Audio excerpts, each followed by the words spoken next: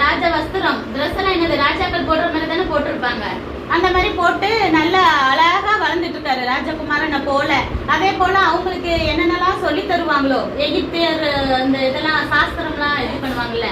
ராஜாக்கள்னா சில வித்தைகள் வில்லு இந்த இதெல்லாம் எப்படி விடுறது யுத்தம் இந்த இதெல்லாம் கத்துருப்பாங்களா. அதே போல மோசைக்கும் நிறைய விஷயங்கள் சொல்லி தராங்க.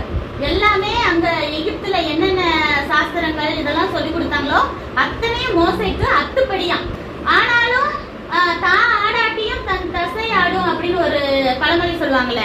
அதே போல மோசை என்னதான் எகிப்தோட அரண்மனையிலே இருந்தாலும் அவரோட மனசெல்லாம் இஸ்ரவேல் தன்னுடைய சொந்த ஜனங்கள் இவ்வளவு அடிமையா கஷ்டப்பட்டுட்டு இருக்காங்களே, அவங்கள மீட்கிறதுக்கு ஒரு ஆளு இல்லையே, நான் அப்படி மீட்கிறவனா இருந்தா நல்லா இருக்குமே அப்படின்னு சொல்லிட்டு ரொம்ப ஆசைப்படுறாரு. ஏன்னா இவர் இஸ்ரவேல் தானே, அந்த இதுல இருந்த பிள்ளைய தானே எடுத்து வளர்க்குறாங்க.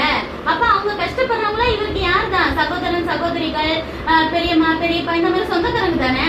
நான் கண்ணு முன்னாடியே அவங்கள அடிச்சு இழுத்துட்டு போய் கொடுமையா வேலை பாக்குறத பார்த்தா அவர் மனசு ரொம்ப கஷ்டப்படுது. எப்படியாவது இவங்களை காப்பாத்தணும்னு சொல்லிட்டு என்ன செய்யறாரு, மோசே துடிக்கிறாரு.